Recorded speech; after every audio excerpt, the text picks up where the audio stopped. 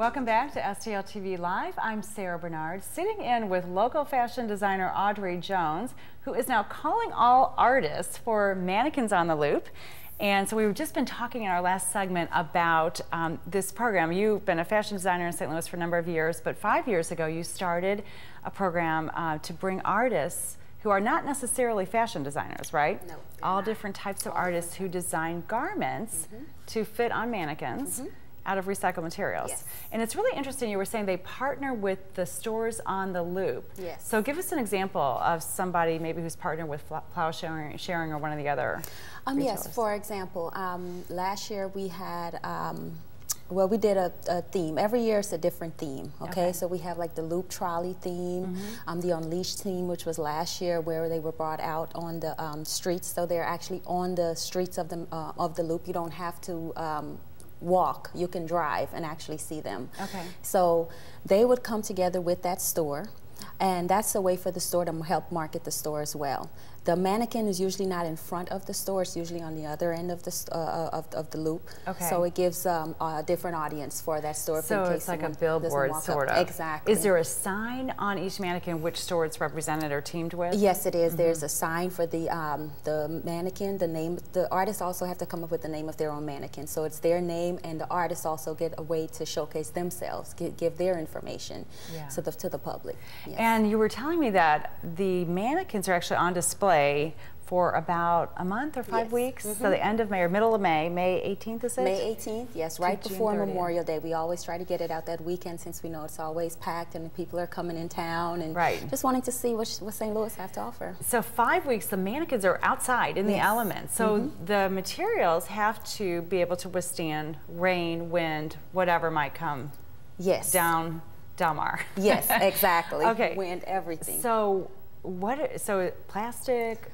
steel, what are some of the materials? For example, the winner last year did Blueberry Hill, and he used old records, and he found some old, his name is Jeff Briggs, and he does art for motorcycles. So he took old records and kind of bent them and made a little skirt out of them and used old paint and spray painted the mannequin, and that was one of the winners that was able to be outside.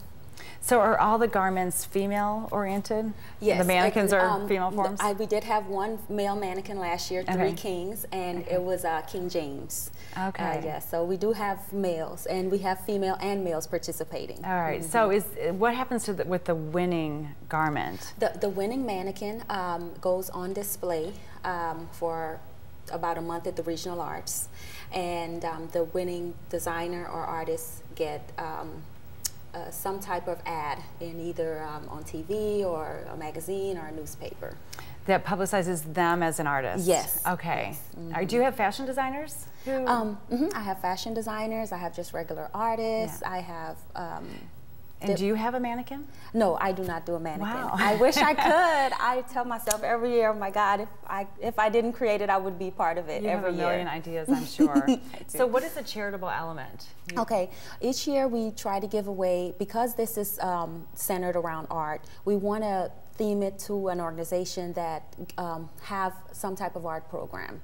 In the past, we've given it to COCA, Almost Home, and Almost Home is a charity organization that I volunteer, and I teach young women how to sew. So we gave it to them. And 1 year prior to that, we did the Loop Trolley, because we thought that's going to be such an important element coming to the St. Louis area, and we wanted to show our support for it. And this year? And this year we're going to be giving it to the Regional Arts Commission, because they are so wonderful to us, and they have been supporting us since the first year. Yeah, so, it's a wonderful organization, and they've come in here a number of times to promote all of the different arts activities going on around town. So that's great. It's a great organization to support with your efforts. So I'm curious, do you ever get any high school artists or teams, because there's a lot of great art programs? We actually do.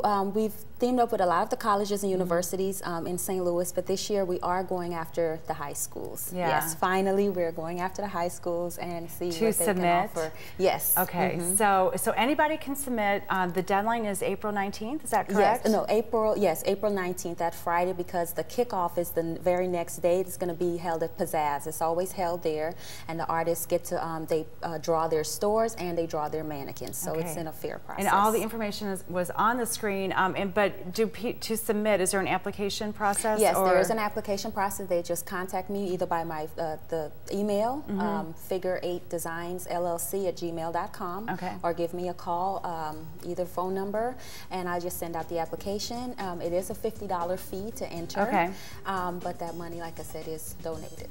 Okay, perfect. Well, thank you so much. This is really cool. You need to come back in May, seriously, and bring pictures of what's out there in Del Mar. And so for those who can't get out, hopefully everybody can, but just in case, we want to be able to talk about it here. So don't go anywhere.